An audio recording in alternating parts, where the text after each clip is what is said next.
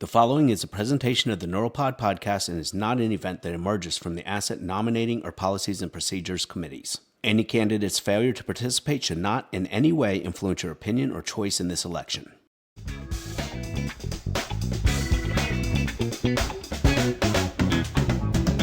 Welcome to the Neuropod, the podcast for neurodiagnostic professionals. Our mission is to provide you with information that can help you provide the best care for your patients. Knowledge is power, and more knowledge can lead to better patient outcomes. Joining me are the candidates for President-elect of ASET, the Neurodiagnostic Society. The election is on now through May 31st, so if you are a member and you have not voted, please log in and go to www.aset.org/Board of Trustees candidates with a hyphen between each one of those words. There you can review each nominee's resume and cast your vote for the candidate whom you believe can best lead our society. All right, so today I want to welcome Chris Moses. He's a president-elect candidate for ASET, and he's our second one to interview. And Chris, welcome to the show. Thank you. How are you doing today? Doing well. So, I'm doing good. Yeah, I've had a chance to review everyone's resume, and you're obviously three strong candidates. But, for someone who's maybe just listening and hasn't met you before, tell me a little bit about yourself. Let's bring you to the table and tell me about your education, your training, employment history, a little bit of your journey or growing up in the industry, as you put it pre-show. Sure, no problem. So, like I said, Chris Moses, that's my name. And basically, I started my career back in, 2010? Wow. Mm-hmm. Think about it. You're like, wow, it was a long time ago, right? So 2010, I started my career. Funny enough, for everyone that doesn't know me, I was a correction officer before this, right? Nice. Thank you for your service. Yeah, there you go. No, so I worked in a hospital, right? And I was in physical therapy, and I took all the civil service exams, and I ended up corrections for New York City. Rikers Island called me, and I'm like, all right, let's try this out. Let me tell you now, there's no difference from being in jail to working in jail. It is not a good place to be. It's not a fun place to be. So. After a good time, I spent maybe like 4 years there, and I was like, this is not for me. This is not for me. And I was like, well, I need to go back to what my love was, which was healthcare, which I was before. I was a physical therapy assistant before this. So I'm like, that would be perfect to go back in there. So I actually went back to my same hospital, got my job back. During actually that transition of going from corrections back into the hospital, I went to school, and I found a school called Neurodiagnostics, and I started doing their training program for EEG, and I literally fell in love. Mm-hmm. Literally fell in love with it. And from then on, I just kept going. I kind of was still in the process of still working in corrections, and then still working in healthcare. Then I went into healthcare and started working in physical therapy. And then I was working in EEG part-time. I really didn't take it all on yet. Mm-hmm. And then, over time, I was like, you know what? I need to get into it and dive into it. So I went in, I ended up working at Winthrop full-time, worked there for about a year or two. Then I went and was like, I need to tackle this registration, and let's get this going. So then I ended up getting my registration in EEG, which was like the most amazing thing to me. I was so excited to get that. And so when did you get that? When was that? That was, what was that? 2000 and is that 18?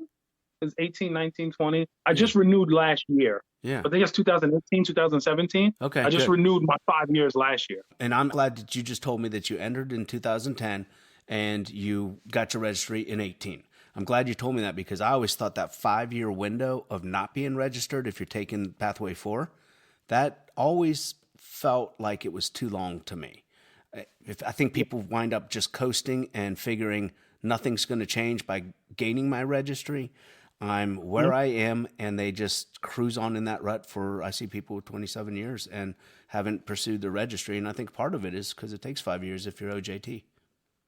So I think two things here. First, I think I was a little bit different. I still was kind of transitioning between both, kind of going back and forth, doing EEG kind of on the side here and not really dedicating like a full-time job. I still worked in the hospital and PTS full-time and kind of did EEG on the side. So mine is a little bit different, but then looking at other people within the field, that wait so long, I really think, and I don't know how to say this without, I guess, offending the rest of the hospital system, is that there's no push there, right? Yeah.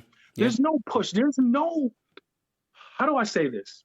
Our leaders in a hospital aren't EEG technicians, Yeah. right? Yeah. So if your leader In fact, is a some of the nurse, leaders in the department are not EEG are not technologists. EEG Yeah. technicians. Your actual person you report to is a respiratory therapist, Yes. or is a nurse, or is a radiology expert, or whatever you want to call them. So why would they ever push you to get your registration? Why would they ever do that? And that is what the problem is, why it is so important for people like us to get into leadership positions, because then it's the push is there.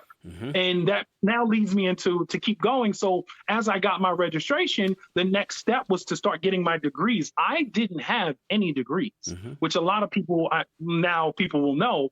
I didn't have any degrees, and I used ASET, College for Credentials, to get all of my degrees, which is something that I pushed so hard when I was in a trustee. So I've been around a long time, and I don't want to derail you, but what is College for Credits ASET provided?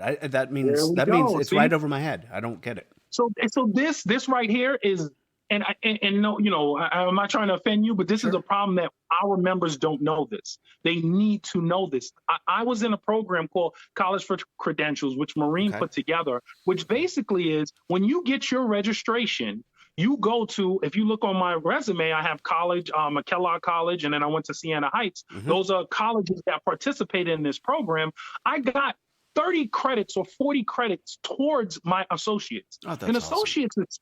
Associates is 60 credits. Yeah, you're halfway there. So yeah. I got 30 to 40 credits for having my registration. I did 20 or so credits online, and I got my associate. Yeah. Right. So you figured it out, but how do our listeners find this? This is on the website. Okay. You literally go on the website. It's up there. When we revamped it, I had them put it on the top where when they go to about where it says more, you go in there and then you look College for Credentials, or it lists go to the search participating bar. universities or schools. Yep. Or go to the search bar and type in College for Credentials, and it comes right up. And this is all those colleges, they participate in this program where they give you these credits. Nice. So between that, then the next step was my bachelor's. And because I had my associates, the 60 credits plus my registration plus that, I was, it was, I don't want to say it was a breeze, but it was pretty easy with first step of having your registration, right? So again, who knows about this but us, an EEG technician. So if you don't have that leadership that is at trade at EEG technologists, it's hard to find these things out. All of my staff members of all 15 hospitals that I work with all know about this program. And I have out of, let's say, give a percentage of them, maybe 60% of them are actually in it right now, because this is something I'm going to push. Let's do this. Tell me about your role. Oh, I saw that over 14, 15 hospitals. What is your role? How many techs are you responsible for? How many departments? How many labs? How many modalities might your team cover? Tell us a little bit and how that will get you ready for leading ASET. So, it's around 15, 16 different facilities. They're ambulatory, they're hospitals. And what I'll do with them is I do competency. I do overall just being there for the technologists as well as the administration. My job is that go-between. Again, like we said earlier, the leadership are nurses. The leadership are respiratory therapists or, radiologists. Then you have an EEG technologist who knows what they need, because no one knows our job. Yeah. I'm that in between to say, hey, the technologist needs this. You think they can get this study done and start this study, then walk away and go to the next study? No, that's not. They need to sit down and they're looking at this. We are the eyes and ears of the doctor. How are we going to do that if you want them to go do another test or go do anything like that? So that is my job, to be that go-between and kind of help them out. And in the same breath, because not all of us are great technologists, right? I'm there for administration to say, that machine has a video. Why are we not putting that on during the study? Why did the technologists decide that we're going to not have video for the routine? We should. If we have it, let's use it, right? So that's kind of what my job there is. And I'm always there where anything that touches or says the word EEG, Chris Moses is involved. Call Chris, and then I'll know. From quotes to building the EMUs, I've already built 3 EMUs within our system. Nice. and then also getting our labs accredited. I just got LIJ and North Shore accredited. Okay. And this Nice. is all on me doing these competencies, and I made up what they call an EEG cheat sheet for all the techs to follow and say, this is the way ACNS guidelines want us to do our tests, so let's do it this way. Yeah. And if you want to become accredited, you want these things. So I just simplified it, right? I simplified it, and I literally outlined it as if I wanted it to make it where technologists can look at my EEG cheat sheet and follow it step by step. Yeah. First thing on the top, in parentheses, in the header, it says impedance should be below 10 ohms, right? If not, document why. This stuff. So all those things literally step by step. Next, check the camera, check this, start, step by step is what I did. And I mean, it's not super long, but it's, it's long enough where it goes in to say, hey, next step, you're going to change to, bipolar montage. During this bipolar montage, do this. During transverse montage, do photic. It literally a step by step to help detect. And I always tell them, if you follow that, you should be fine. And it seems like a lot in the beginning, but if you start doing it, you'll have it and you'll know what to do. Again, it's all about bringing the love back to EEG for a lot of people that are either new in the field or people that are older in the field, is bringing that love and making them enjoy what they're doing and how important it is. I remember the first time I saw a sleep spindle, I almost stood up and woke the patient up because I was so excited. Like, oh my God, it's a sleep spindle. I finally saw one, Yeah. So I want them to have that kind of passion. All of my staff to have that passion, and it works. Some are, but Yeah. it works.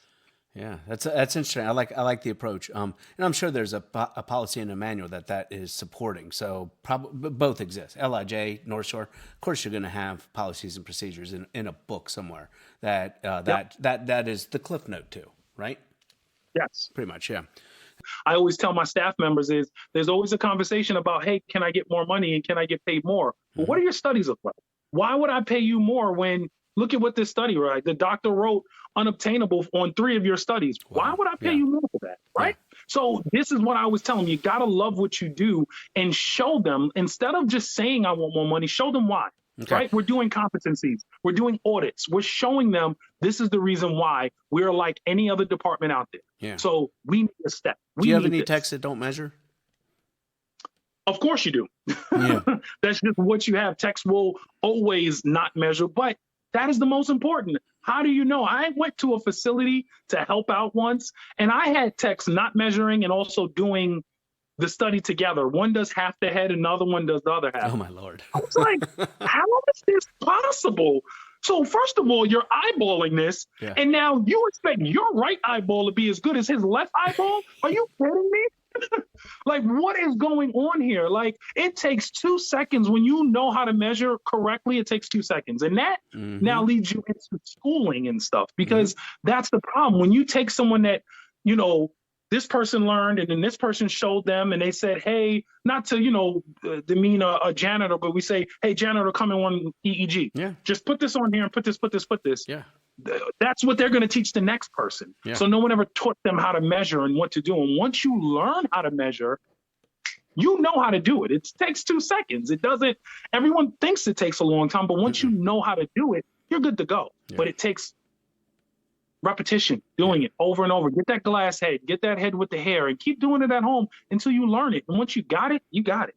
But no, seriously, like, you can see immediately, pretty much, when someone didn't measure, you can see, you can see that equal potential where all of a sudden it's like between C3 and P3, that's almost flat compared to everything else. It's like, wait, what was going on here? You can see. I always show my text. I'm like, you can clearly see that you did measure, because at 01 and 02, I don't see anything, but that PDR is pumping heavy out of P3 and C3. Well, why? Because your measurement is off. That's why. These are way too high or too low, so you can tell those things immediately. But again, we don't have the leadership in these positions to say, hey, this is wrong. A physician doesn't want to deal with that. A physician may just say, you know what, they're not having a seizure, I'm good. No matter where you put the leads, I can see if you're having a seizure, right? I may not be able to tell where because you don't put it wherever, but I can tell you're having a seizure, and you know what, whatever. And some of the physicians, like, they know that the EEGs are bad there, and they're just like, well, I just want to make sure they're not in status. Well, let's keep going. And that's a problem. So, hey, Chris, let's move on to licensure and why it's important for our membership. Yeah, I think licensure is very important, right? Like we were just talking about, to make sure that we have that quality, that standard that's there. And that's what you get when you have that license, that registered tech that is doing those studies. Now, like you said, the shortage is there, right? Hmm. Everyone's like, well, I'm short, so I need to take this PCA and teach them how to Hmm. how to do EEG because I don't have anybody. But one thing that I always, thought about was insurance wise. If we can Hmm. reimburse these hospitals at a higher rate, if they have registered techs, they will do it. But again, this is unfortunately, as much as me, you, and probably everyone listening, we do love patients. The honest God is hospitals are made for money. They want money. So if I can figure out a way to give best patient care and get you your money, guess what? I hit the lotto, right? So if we can figure out a way, which this is what I would want, if I was to become president elect, I would want to work on this with the board and more the members for ideas. What do they think? How can we get a hold of these insurance companies and let them know, hey, this is our modality, this is what we do, this is a better care, this is better quality from these type. Is there a way to give a higher reimbursement if there's one tech, two techs, three techs, at this facility? And if we can work on something like that, I think then it would be a no-brainer. Hospitals would definitely say, yeah, if I can get more money for this EEG, if I can bump this from 500 to 700 for having this person here, Hmm. that's what I'm looking for, Yeah, but right? unfortunately, lately the cuts go the other way. The insurance industry follows Medicare, Medicaid pricing. And I know we Yep. have some advocates that have been working on that. I follow a lot of the publications from because I'm not a billing expert by any means, but I'm aware of the changes. And when I looked at the schedules, the old 9595 whatever numbers have gone away, and they went to the billing has changed dramatically. And there were AAN was the ones leading and fighting that fight on that pricing. And unfortunately, that pricing has gone the wrong way. It's gone the wrong way. How do we change that? This is where it gets difficult. And I'll say this, stepping on eggshells, this is when we need to involve our physicians, right? We need dedicated physicians for this. I don't think this is something even as huge as ASET can tackle by themselves, right? Hmm. We need physicians on our side with this. We need, because they're the ones that are seeing these exams. They're the ones that seeing that, and they have a lot of pull. Yeah. And that's when we need to kind of get them involved and say, get those certain physicians, like where I am. We have Dr. Fred Lotto, we have Dr. Derek Chong. These are people that know EEG in and out, and they would love to be an advocate to help out for things like this. And that's what we would need, a pool of these people to kind of work with us and say, hey, this is important, and Hmm. this is why it's important from a physician standpoint, Yeah. right? From a physician standpoint, this is why. Yeah. And that, I think, will start changing things. But when rates change, the professional component changes and the technical component follows. Yeah. So they are fighting that fight. I mean, that's what AAN does. It's the representation, the advocacy. They have the same, like we have advocacy on staff at ASET. They have Yep. it too. They're fighting the fight, and then the fees are going the wrong direction. How do we stop the bleeding? It's hard. Yeah. Again, I think it's a lot of not in using that word advocacy. I think that also adds into it too. Physicians working with us, the technologists, as well as the schools. The more people we bring into our profession, Hmm. the more eyes we get on us, the more that they'll say, okay, we have to change these things. Yeah. And guess what? Those are going in the wrong direction. They need to go this way. But if we are just on the job training people and doing things like that, it's not going to work if we're not registered. So for me, it starts with us. Like I said, my main thing is making sure all my staff are registered, or at least ready and are going towards it. Hmm. These are the things we got to do, because once they see that, we get more of that, which creates advocacy in itself. Yeah, sure. Then we can move on. Yeah. Then we can go to the next steps, and then we have more eyes on us that we can start tackling these bigger things. Yeah. But I think it really kind of starts there of us coming together, getting the physicians on our side to know that, and then us as techs in this society just pushing this registration, pushing advocacy. Like, I don't know if we're going to get into that later, but that's one thing that is huge. We should be at these high schools. We should be at these. We should start at the middle schools. Like in my town, I live in Uniondale, Hempstead area. There's not one kid that probably doesn't know about EEG. I'm up there all the time. I have a little Natus machine and I'll bring it up there and I'm hooking people up to show them, because it's amazing once seen. And now I've opened up something to a community that doesn't see this. I'll be honest, in my community, I'm, a Black African American community, we don't see many things like EEG, right?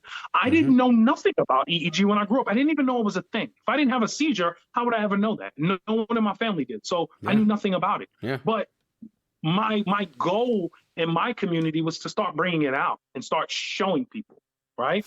Yeah. Showing them, say, this is a career. It's a lucrative career. Yeah. It's a rewarding career. And bringing it's this good timing. to the different schools. It's good timing, Chris, because there's so many overeducated, underemployed kids.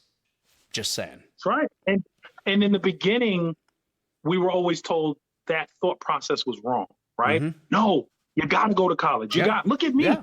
I went to college. I just got those degrees. Like, I literally finished like last year. Yeah. I'm 40 years old and I finished 2 years ago, but I've always made, a good amount of money to sustain my family. And I didn't have those degrees. I was in a trade, right? Yeah. So I think that, like you said, I'm sorry, college is not for everyone. And I feel like we were always told you can't say things like that. And that's the truth. There really isn't. And that's why we need to show them these different trades to say, hey, you can maybe do this. Hey, you can maybe do this. And that's why I wanted to start with the middle school. And then as they're growing up, they see me again in the high school. Yeah. These are things that you can do. Look at this. Look at this, what I do. This is neurodiagnostics, right? And it's not just EEG. There's EP, there's IONM, there's this, there's that. There's so many things that you can do within this one thing, and you probably never even heard of it, right? Yeah. So that's what. So it's just awareness. You're talking about awareness. Just creating awareness for something that people may not be aware of. Going to a conference, which I hope everyone that is listening now will be in Orlando, like that will almost change your whole life. Looking at EEG. Yeah. You were in EEG and you've never been to a conference, come to a conference. And I guarantee when you go out of that place, you will be hair standing on your arms like, wow, this is what I'm in. Yeah. And that's what it did for me the first time I was in there, right? Yeah. I'm in New York. So there's not a lot of advocacy. There's not a lot of awareness. So to go to my first conference, I was like in awe. Where was your first conference? So when I say I'm an EEG tech, they're like, oh, me too. You never hear that. Yeah, you never hear that unless they work in your department. That's right. Yeah. So it was amazing to be around people that understand what I go through and understand what's going on. So if everyone listening, I would say it is worth the money. Even if you go on ASET, you go into ASET, type in the search justification. There's a whole thing on how to justify to your job why you need to go. Literally written for you. Yeah. All you have to do is copy and paste. Yeah. Copy and paste, put it in there, put your stuff, and send it to whatever administrator, and it literally will outline why it's so important for you to go. Yeah.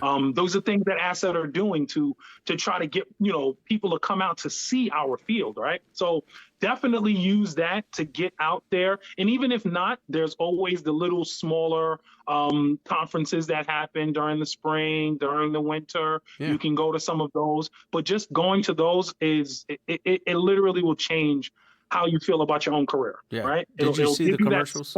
Did you see the commercials that we shot for ASET for the 60-year anniversary?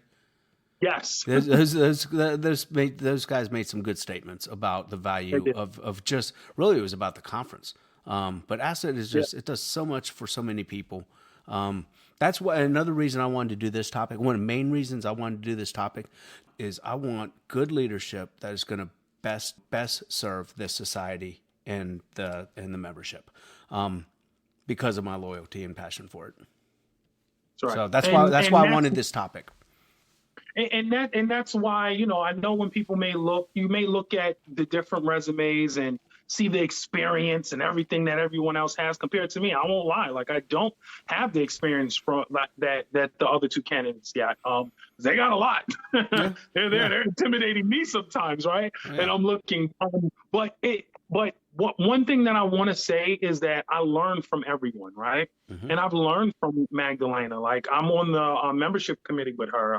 She's the committee chair, and I've learned so much with her. I was on the board with her, so I learned so much. And that's one thing that I would like to say that is, one thing that's one of my strengths is that I learn from everyone. And I'm a person that everyone has a voice, right? Mm-hmm. My career as EEG from corrections, I don't think we even talked about that. I'm a volunteer firefighter in my community. That's awesome. Don't let that fly under the radar. Because I appreciate that kind of service. And military, So law enforcement, any first responders. Thank you. Yeah, 15 years I've done that. But what I gain most out of that is the leadership component. Besides the ASET Leadership Academy, which was great, a lot of my leadership skills came from the fire department. Mm-hmm. How do you command a bunch of people to do what you need them to do, and they're volunteering? Yeah. Right? Yeah. At my job, it's easy. Hey, you get paid. You got to listen to me, or you won't get a paycheck. But in a volunteer organization, how do you get people to do what they're supposed to do? And that's where I learned a lot of my leadership skills from the fire department, trying to wrestle a bunch, 30 members and tell them, you need to do this. Mm-hmm. And you got to do it. This is the reasons why. So that's where I learned that leadership. And that's where I kind of honed my leadership skills from there. So that's one of my strengths, that I'm able to take that and able to show people the way. Mm-hmm. That's one thing that I've always learned. Don't just tell them the way, show them the way. Sure. And I hope people see it or hear it, in this case, through my passion, what I want. I want people to, when they leave a room with me, first of all, when you leave a room with me, you're going to hear EEG at least 20 times, right? Sure, yeah. So if you didn't know, you're going to ask me what it is. And that's my whole point, because now you just learned something that you didn't know about.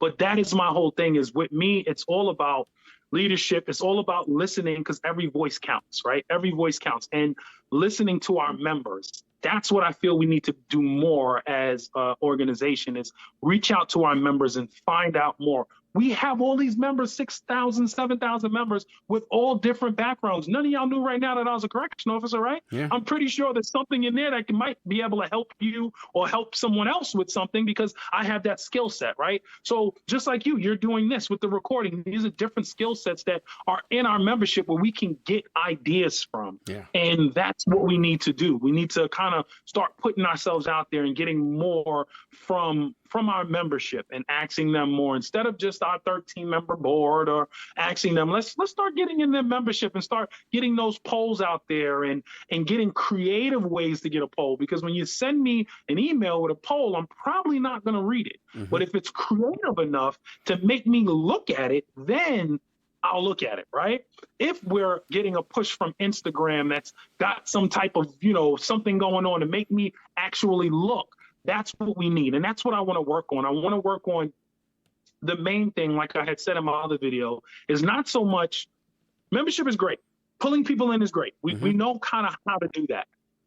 It's more of retaining our members. Mm-hmm. Our members leave, right? They'll come in for school. When they're in school, they'll come in because the job said that. And once they got to pay, they're like, well, why am I paying for this? And we're the first thing that they're cutting. Yeah. And I want us to figure out a way why ASET is so important, and not figure out a way, because we know. I want them to know that. Yeah. Well, you and I both talked about how valuable it is to us, and how it's built loyalty, and how we want to contribute as much as we can, but as long as I can. How do we build that passion in others? So again, awareness, number one. Number two is that passion and reaching out.